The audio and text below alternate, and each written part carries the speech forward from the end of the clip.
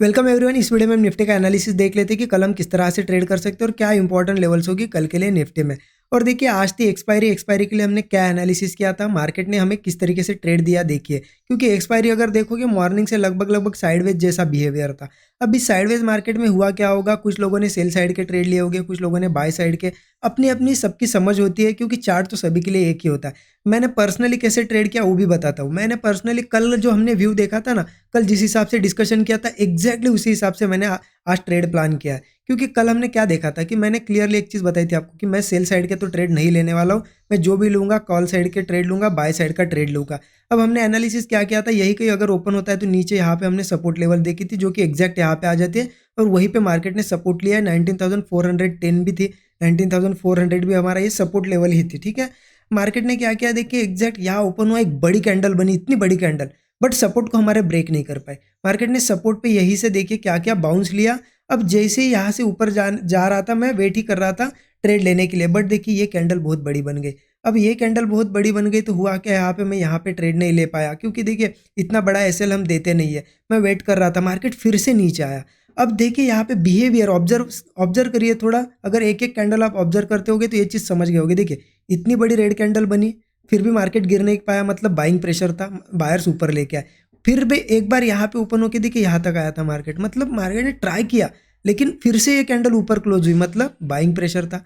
और third time फिर से जब आया ना, फिर से नीचे नहीं जा पाया। आप देखिए यही कहीं कंसोलिडेट कर रहा था, तो जस्ट बस मार्केट यहाँ पे नहीं जा रहा था तो एक सपोर्ट हमें कंफर्म हो गया हमारा 410 का। और मार्केट देखिए यहाँ से इस तरीके का एक ब्रेकआउट बना और एग्जैक्टली देखिए इसी ये जो कैंडल ओपन हो रही थी ना, तभी मैंने ट्रेड लिया। और आपको बिलीव नहीं होगा, इतने से छोटे से मूव में यहाँ पे मुझे बहुत अच्छा टारगेट मिला। क्योंकि देखिए 19,350 का कॉल ऑप्शन मैंने यहाँ पे परचेस किया था, बाय किया था। कितने प्राइस पे, 73 रुपीज़ पे चल रहा था। मेरा एसएल 69 का था। सिर्फ और सिर्फ यहाँ पे 4 पॉइंट का स्टॉप लॉस था। और यहाँ पे एक ही सिंगल कैंडल में आप देख लीजिए चार्ट को ऑप्शन के ओपन करके, इतने ज़्यादा प्रीमियम बढ़ी, ये सीधा चला गया था 98। बट देखिए मैंने इसे 93 पे बुक किया। लगभग 73 से 93 20 पॉइंट यहाँ पे गेन हुआ। ठीक है, स्टॉप लॉस कितना था, 4 पॉइंट, और 20 पॉइंट का टारगेट मिला। देखिए मुझे भी एक्सपेक्टेड नहीं था कि एक कैंडल में इतना प्रीमियम बढ़ेगा। मैं 1:3 के आसपास सोच रहा था, बट 1:5 का टारगेट मिला। मैंने फटाक से एग्जिट भी कर लिया क्योंकि देखिए एक्सपायरी का दिन था। इतने प्रीमियम अगर बढ़ गए एक ही कैंडल में तो तेज़ी से घटते भी है मार्केट, थोड़ा नीचे आए तो ये चीज़ होती है। सीधा आज 1:5 मिला। देखिए मार्केट कभी कभी क्या है ना, साइडवेज मार्केट में भी अगर एंट्री सही हो जाए तो अच्छे टारगेट्स मिलते हैं। क्योंकि 2 दिन देखोगे आप मार्केट साइडवेज था, बट कल भी 1:6 मिला हमें। आज भी देखिए छोटा स्टॉप लॉस था तो 1:5 मिला। हाँ, स्टॉप लॉस भी मैटर करता है। मेरा स्टॉप लॉस बहुत छोटा था, 4 पॉइंट का, क्योंकि मुझे इस पे थोड़ा कॉन्फिडेंस था इस ट्रेड पे कि ये यहाँ से एक मूव देगा, इसलिए स्मॉल स्टॉप लॉस रखा था यहाँ पे।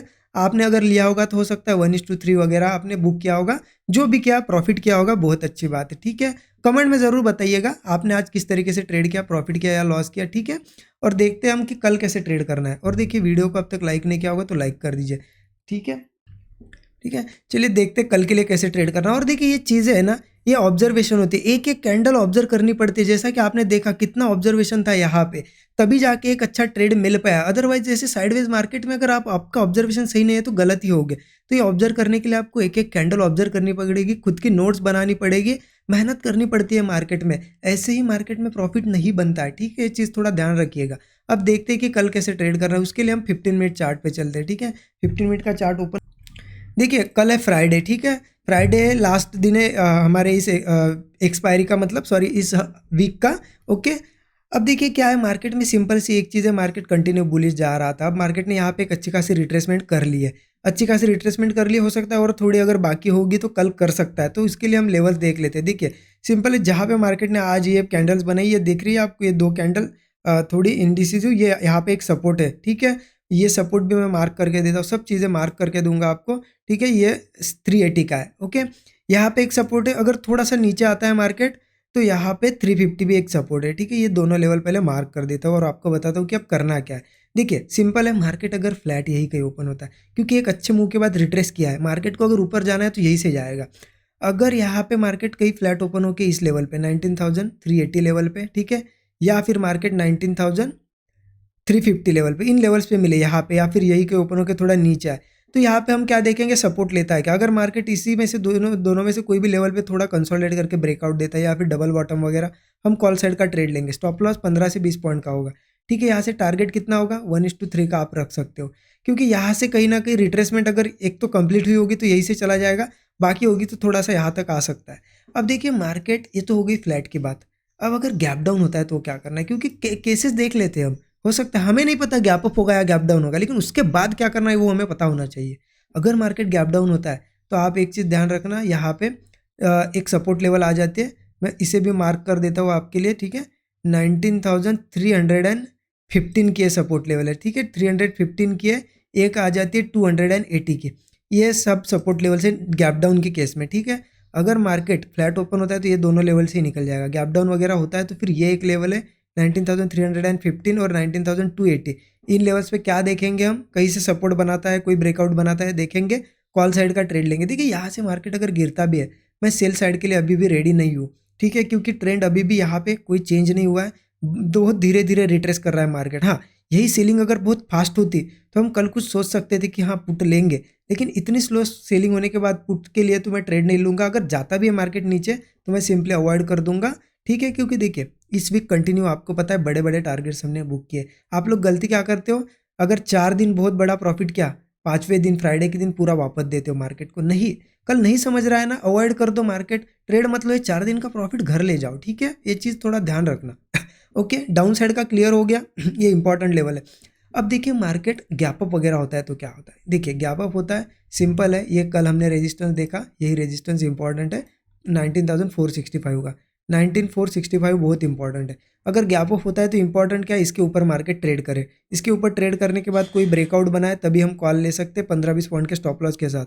फिर टारगेट ऊपर का वैसे निकल के आएगा 19,530 का और 19,550, ये टारगेट्स पकड़ सकते हो। या फिर आप रिस्क रिवार्ड के हिसाब से 1:3 वगैरह बुक कर सकते हो, ठीक है। सिर्फ देखिए इसके ऊपर सस्टेन करके कोई ब्रेकआउट आने दीजिए तभी प्लान करना। अब देखिए बहुत बड़े गैप अप की पॉसिबिलिटी तो नहीं दिख रही है, बट अगर होता है तो आप ध्यान रखना है 19,550 जो मैंने लेवल बताई ना, इसके पास एक स्ट्रॉन्ग रेजिस्टेंस है। इसके पास से मार्केट थोड़ा डाउन साइड भी आ सकता है, इसीलिए 550 के पास कॉल मत लीजिए।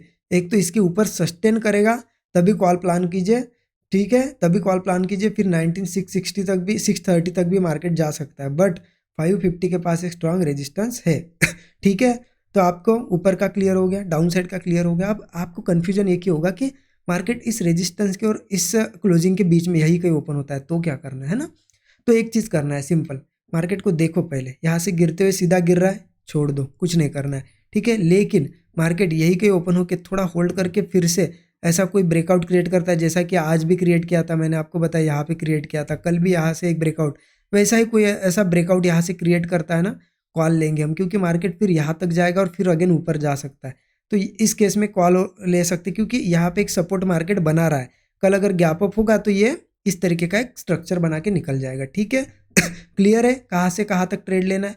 आई होप आपका एनालिसिस समझ में आया होगा, बहुत डिटेल में चीज़ें बताई है। और यही चीज़ें, यही एनालिसिस कैसे करना है, कैसे डॉट टू डॉट लेवल्स पे ट्रेड प्लान करने हैं, मार्केट भी उन्हीं लेवल्स को कैसे रिस्पेक्ट करता है, सब चीज़ें 13 आवर्स के कोर्स में सिखाई गई है। और 13 आवर्स के कोर्स पे सबसे बड़ा डिस्काउंट चल रहा है, जैसा आपको अगर नहीं पता तो बता देता हूँ।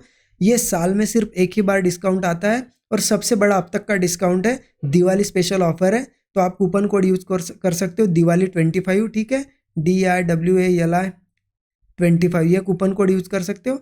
और अगर चेकआउट करना है कोर्स को तो इसी वीडियो के डिस्क्रिप्शन बॉक्स में जाइए, वहाँ पे आपको एक लिंक मिल जाएगी, ठीक है, वहीं से चेकआउट कर सकते हो।